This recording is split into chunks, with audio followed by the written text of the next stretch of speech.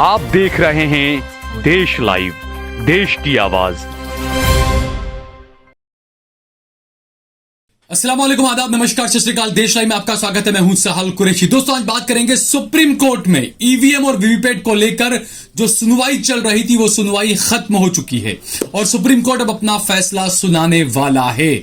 आज क्या क्या हुआ, केरल का एक मामला जो आया मोकपोल का, उसमें किस तरीके से बीजेपी को वोट गए और सुप्रीम कोर्ट ने उस पर सवाल उठाए, ये तमाम मुद्दे पर आज हम बात करने वाले हैं। लेकिन उससे पहले, आगे बढ़ने से पहले, मैं आपसे रिक्वेस्ट करता हूं, दरख्वास्त करता हूं, अपील करता हूं कि ज्यादा से ज्यादा आपके अपने चैनल देश लाइव का समर्थन करें। हम एक ड्राइव चला रहे हैं जिसमें हम ये अपील कर रहे हैं कि इस महीने हम ज्वाइन बटन के जरिए कम से कम 100 लोगों को देश लाइव चैनल के साथ में जोड़ना चाहते हैं। अगर आप YouTube पर हमारा ये वीडियो देख रहे हैं तो पहले सब्सक्राइब बटन दबाएं, सब्सक्राइब करें देश लाइव को, और उसके बाद में ज्वाइन बटन दबाएं और उसमें अलग अलग कई सारी कैटेगरीज दी गई है। आपकी जो इच्छा हो उस कैटेगरी को आप चुनकर ज्वाइन बटन के साथ हमारे साथ में जुड़ जाएं, ज्वाइन हो जाए और हमारा सहयोग करें, समर्थन करें। बात को आगे बढ़ाते हैं। ईवीएम और वीवीपैट पर सुनवाई के बीच इलेक्शन कमीशन और मोदी सरकार को एक तगड़ा झटका लगा है। सुप्रीम कोर्ट ने आज सुनवाई के दौरान कई कड़क और अहम सवाल जो है वो इलेक्शन कमीशन के वकील से, सरकार के वकील से पूछे हैं। आपको बता दें कि एडीआर की तरफ से एक अर्जी सुप्रीम कोर्ट में दाखिल की गई थी जिसमें ईवीएम की गड़बड़ी पर सवाल उठाए गए थे। एडीआर की तरफ से जो अर्जी दाखिल की गई थी उसके जो वकील हैं वो है प्रशांत भूषण और दूसरे जो वकील हैं वो है संजय हेगड़े। ये प्रशांत भूषण हैं, महबूब प्राचा हैं, ये सड़क पर भी ईवीएम और वीवीपैट के खिलाफ हमेशा प्रदर्शन करते हुए नजर आते हैं। मैंने बहुत पहले ये बात कही थी कि अगर इलेक्शन कमीशन पर सवाल उठ रहे हैं, देश की जनता अगर सवाल उठा रही है, तो यह जिम्मेदारी सरकार और इलेक्शन कमीशन की खुद की है कि वो लोगों के दिलों में जो संशय पैदा हो रहा है, जो शक पैदा हो रहा है, उस संशय को, उस शक को जो है वो दूर करें। आखिरकार ये मामला सुप्रीम कोर्ट पहुंचा। सुप्रीम कोर्ट में लंबी सुनवाई इस पर हुई। एडीआर की तरफ से मांग की गई थी कि जो वीवीपैट की जो पर्चियां गिनी जाती है वो जो है वो 100% पर्चियां गिनी जानी चाहिए। यही मेन अहम मांग थी। लेकिन आज जो हुआ सुनवाई के दौरान, केरल के अंदर एक मॉकपोल किया गया था अभी कुछ हफ्ते पहले। उस मॉकपोल को लेकर प्रशांत भूषण ने सुप्रीम कोर्ट के सामने कई अहम जानकारियां दी। प्रशांत भूषण ने कई सवाल उठाए। जस्टिस संजीव खन्ना और जस्टिस दीपांकर दत्ता की पीठ ने प्रशांत भूषण की तरफ से उठाए गए इस मुद्दे पर तलखी दिखाते हुए इलेक्शन कमीशन के वकील से कई कड़े सवाल किए और कहा कि अगर मशीन खराब नहीं है तो गलत वोट किसी और पार्टी को क्यों नहीं जाता है, सिर्फ बीजेपी को ही क्यों जाता है। आपको बताएं कि 2014 में जब नरेंद्र मोदी देश के प्रधानमंत्री बने, उसके बाद जितने भी चुनाव हुए, सोशल मीडिया पर कई सारे ऐसे वीडियो आए कि चुनाव में आप जाइए, मॉकपोल जब होता है तब आप कोई भी बटन दबाइए, चाहे कांग्रेस का, चाहे बीएसपी का, चाहे एआईएमआईएम का, चाहे किसी भी पार्टी का, समाजवादी पार्टी का, किसी का भी आप बटन दबाएं, लेकिन वोट सिर्फ बीजेपी को जाता है। यही मामला केरल में हुआ कि जब मॉकपोल कराया गया तो 4 अलग अलग वीवीपैट मशीन और सब रखे गए, तो इसमें अतिरिक्त वोट जो है वो बीजेपी को जा रहा था। सुप्रीम कोर्ट ने इसी को लेकर इलेक्शन कमीशन से सवाल पूछा कि अगर मशीन खराब नहीं है तो ये जो गलत वोट बार बार बीजेपी को ही क्यों जाता है, ये दूसरी किसी पार्टी को क्यों नहीं जाता है। इस पर जो है वो इलेक्शन कमीशन जवाब दे, और इस पूरे मामले की जांच के आदेश जो है वो सुप्रीम कोर्ट ने आज दे दिए हैं। केरल के अंदर जो ये हुआ था, केरल के कासरगोड में जो है वो मॉकपोल हुआ था। 4 ईवीएम और 4 वीवीपैट मशीन वहां पर रखे गए थे जिसमें एक अतिरिक्त वोट जो है वो बीजेपी को जा रहा था।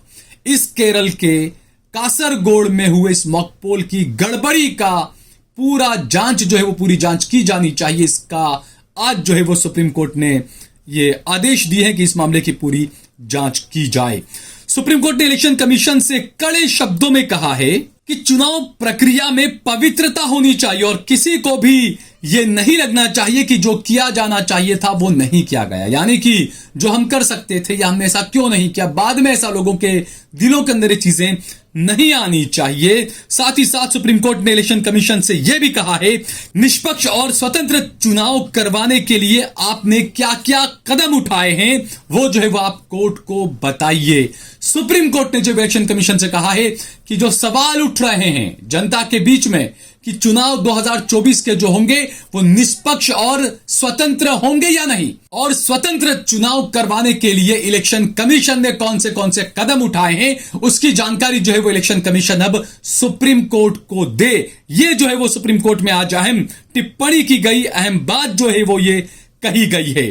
साथ ही साथ वीवीपैट का जो बल्ब होता है वो लगातार जलता रहना चाहिए, ये मांग जो है वो प्रशांत भूषण ने की है। जब आप वोट देने जाएंगे तो आपको पता होगा कि जब आप बटन दबाते हैं तो वीवीपैट मशीन के अंदर जो लाइट होती है, एक बार लाइट जलती है वो आपको दिखाता है कि आपका वोट किसको गया है, कांग्रेस या जो भी पार्टी को आपका गया हो, बीजेपी को या जिसको भी, वो वहां पर दिखाता है, निशान के साथ उस पर्ची में दिखाता है। लेकिन उसके बाद में कुछ देर के लिए लाइट बंद हो जाती है और उसके बाद वो पर्ची नीचे गिरी नहीं गिरी वो किसी को नहीं पता चलता। जो वोट देने गया होता है उस वोटर को भी पता नहीं चलता है कि उसका वोट किसको गया। तो यहां पर यह मांग प्रशांत भूषण ने की है कि जो वीवीपैट का जो बल्ब बंद हो जाता है वो बंद नहीं होना चाहिए, वो लगातार चालू रहना चाहिए। यह मांग जो है वो की गई है। इसके अलावा जो संजय हेगड़े हैं वकील, उन्होंने कहा है कि वीवीपैट की सभी पर्चियों को गिनने का आदेश जो है वो कोर्ट सुना दे, लेकिन कोर्ट ने जो है वो आदेश नहीं सुनाया। लेकिन कोर्ट ने यह जरूर कहा कि निष्पक्ष और पारदर्शिता से चुनाव हो, इसके लिए क्या क्या कदम जो है वो उठाए गए हैं ये बताएं, जनता का विश्वास कैसे कायम रहेगा ये जो है वो सुप्रीम कोर्ट ने कहा है कि इलेक्शन कमीशन उसे बताए। सुनवाई पूरी हो चुकी है, फैसला सुरक्षित रख लिया गया है। फैसला सुनाने की तारीख भी जो है वो सुप्रीम कोर्ट ने घोषित नहीं की। ये बड़ी अजीब बात है, हमेशा कोर्ट जो है वो ये घोषित करती है कि भाई हम इस तारीख को फैसला सुनाएंगे, लेकिन इस मामले के अंदर ईवीएम वीवीपैट के मामले के अंदर सुप्रीम कोर्ट ने फैसला सुरक्षित रख लिया है और तारीख भी नहीं बताई कि अगली सुनवाई कब होगी या फैसला कब सुनाया जाएगा।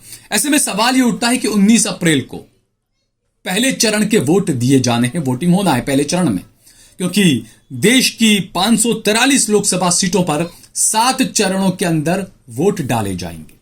19 अप्रैल को पहला चरण होगा, 102 सीटों पर चुनाव होंगे, वोट डाले जाएंगे। 44 दिनों की यह चुनावी प्रक्रिया होगी और 4 जून के दिन वोटों की गिनती होगी, नतीजे आएंगे। तो ऐसे में भी देखना होगा कि सुप्रीम कोर्ट इस मामले पर फैसला कब सुनाती है, क्योंकि 4 जून को वोट डाले जाएंगे। 19 तारीख को कल से यानी 19 अप्रैल से जो है वो पहला फेज शुरू होगा वोटिंग का, वोट डाले जाएंगे 19 को। तो ऐसे में यह सवाल उठना लाजमी है कि सुप्रीम कोर्ट का फैसला कब आएगा, सुप्रीम कोर्ट का फैसला कैसा होगा। जनता की निगाह इस पर टिकी हुई है, लेकिन अब ऐसा लगता है कि आज तक तो जनता की निगाहें टिकी हुई थी, लेकिन अब ऐसा लग रहा है कि मोदी और बीजेपी की निगाहें अब ज्यादा टिकी रहेगी सुप्रीम कोर्ट के फैसले पर कि सुप्रीम कोर्ट क्या फैसला सुनाता है। क्योंकि राहुल गांधी ने लगातार बीजेपी पर हमला उठाकर हमला कर कर लगातार यह बात कही कि जो राजा है उसकी जान ईवीएम के अंदर है। सुप्रीम कोर्ट में जब सुनवाई चल रही थी, सुनवाई के दौरान इलेक्शन कमीशन का जो वकील हैं उन्होंने जो है वो कोर्ट से कहा कि वीवीपैट जो है वो सिर्फ एक प्रिंटर है, वो कोई मशीन नहीं है जिससे कोई छेड़छाड़ की जा सके। चुनाव आयोग ने बताया कि बटन यूनिट में सिर्फ यह जानकारी होती है कि कितने नंबर का बटन दबाया गया है और वीवीपैट जो है वो यही जानकारी कंट्रोल यूनिट को भेजता है। कंट्रोल यूनिट से वीवीपैट को प्रिंटिंग का कमांड जाता है। इस पर जज ने पूछा कि तो फिर वीवीपैट को कैसे पता चलता है कि किस सिंबल को प्रकाशित करना है। अधिकारी ने बताया कि एक बहुत छोटा सिंबल लॉडिंग यूनिट होता है जो टीवी रिमोट के आकार का होता है। उसे बाहर से नियंत्रित नहीं किया जा सकता क्योंकि वो इंटरनेट या किसी बाहरी नेटवर्क से नहीं जुड़ सकता। यह यूनिट कंट्रोल यूनिट से मिले कमांड को प्रोसेस कर वीवीपैट को जानकारी देता है। सुनवाई के दौरान कोर्ट ने पूछा कि क्या क्या जानकारी इस यूनिट में होती है, इसे कब अपलोड किया जाता है। इसके जवाब में अधिकारी ने बताया कि इसमें सीरियल नंबर, सिंबल और नाम होता है। इसे मतदान से 1 सप्ताह पहले प्रत्याशियों के प्रतिनिधियों की उपस्थिति में अपलोड किया जाता है। इसके बाद इसे बदला नहीं जा सकता उन्होंने आगे बताया कि प्रतिनिधियों से इस बात की पुष्टि करवाई जाती है कि जो बटन दबा उसी की पर्ची वीवीपैट से निकली है या नहीं निकली है। वहीं सुनवाई के दौरान सुप्रीम कोर्ट के जज ने इलेक्शन कमीशन के अधिकारी से पूछा कि आपके पास में कितने वीवीपैट मशीन हैं। अधिकारी ने बताया कि हमारे पास 17 लाख वीवीपैट मशीन्स हैं। इस पर जज ने सवाल किया कि ईवीएम और वीवीपैट की संख्या अलग अलग क्यों है। हालांकि अधिकारी ये मामला समझाना चाह रहे थे, लेकिन जज ने उन्हें बीच में ही रोक दिया और जज को ऐसा लगा कि शायद सुनवाई किसी और तरफ जा रही है, इसलिए जज दोबारा इस मामले पर नहीं आए और आगे दूसरी सुनवाई पर वो शुरू हो गए। अदालत ने अधिकारी से बारीक से सवाल किए कि मशीन को अलग अलग मौके पर हैंडल करने वाले लोगों को उसके आंकड़े को लेकर क्या जानकारी होती है। उन्होंने बताया कि आंकड़े के बारे में जान पाना या उसमें छेड़छाड़ कर पाना संभव नहीं है। अधिकारी ने यह भी बताया कि मॉकपोल में प्रत्याशी अपनी इच्छा से किसी भी मशीन की जांच कर सकता है। यह तमाम आज की सुनवाई में हुआ, लेकिन अब देखना यह है कि सुप्रीम कोर्ट जो अपना फैसला कब सुनाता है और क्या सुनाता है।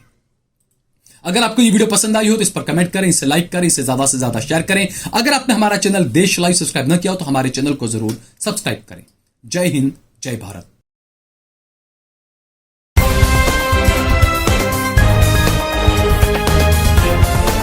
देश और दुनिया की तमाम छोटी और बड़ी खबरों के लिए हमारे चैनल को सब्सक्राइब करना न भूलें और बेल का बटन जरूर दबाएं।